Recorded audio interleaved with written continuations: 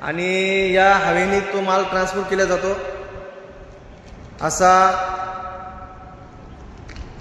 हा जाधव साहेबांचा प्लॉटला आज विजिट दिली आपण। नमस्कार, वीरू किड्स एज्युकेशन चॅनलमध्ये सर्वांचे मी सहर्ष स्वागत करतो। मी संतोष नागरे। आज आपल्याला पडेगावच्या समोर जो माळेवाडा गाव आहे, या गावामध्ये हे आहे जाधव साहेब यांचा जांबाचा बगीचा आणि हे त्याला माळा म्हणतात। बघा जांब किती आलेले आहेत प्रत्येक झाडाला। हे पेरूची जी झाडं आहेत आतमध्ये त्यांनी एकदम ठिबक सिंचनद्वारे बगीचा असा उत्तम पद्धतीने असा फुलवलेला आहे। मी आता समोर जातोय, तुम्हाला दाखवतोय। पूर्ण बगीचा एकदम सुंदर असा बगीचा त्यांनी तयार केला आहे। बघा इथे विहीर आहे आतमध्ये आणि विहिरीच्या आजूबाजूने सुद्धा त्यांनी, अरे बापरे, खूप विहीर अशी पूर्ण पाण्याने भरलेली आहे बघा। आणि संपूर्ण विहिरीच्या काठाला लागवड केलेली आहे। प्रत्येक झाडाला खूप सारा असा माल लागलेला आहे। जाधव सरांचं म्हणणं असं होतं की प्रत्येक जे आहेत म्हणजे मार्केटमध्ये दर हा कमीत कमी 50 रुपये किलोच्या समोर हा दर मिळत असतो पेरूला।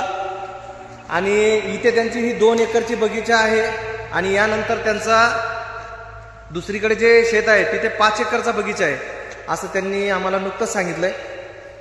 आणि सुंदर असा बगीचा आहे बघा। आणि पूर्ण इरिगेशनमध्ये त्यांची शेती आहे।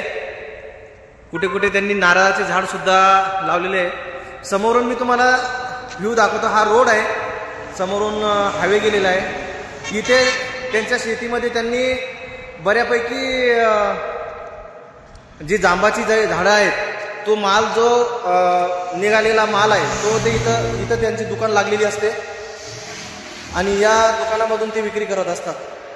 हे ते जाधव साहेब आहेत, यांचा हा बगीचा आहे। त्यांनी सांगितल्याप्रमाणे दुसरीकडे 5 एकर शेती जांबाची आहे। हो ना जाधव साहेब?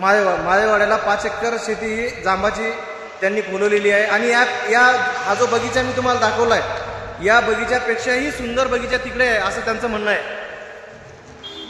हे बघा मी तुम्हाला दाखवतोय, हे बघा वरतून कसा व्ह्यू आहे। प्रत्येक झाड असं पेरूनी असं मोडून गेलंय जसं काही।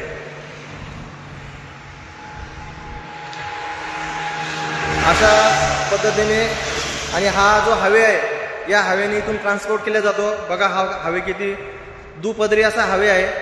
तुम्हाला कसा हा व्हिडिओ वाटला नक्की कळवा। तुम्हाला जर व्हिडिओ आवडला असेल तर या व्हिडिओला सबस्क्राईब करा, कमेंट करा, लाईक करा आणि शेअर करा। मी संतोष नागरे तुम्हा सर्वांचे खूप खूप धन्यवाद मानतो, खूप खूप आभार व्यक्त करतो। थँक्यू।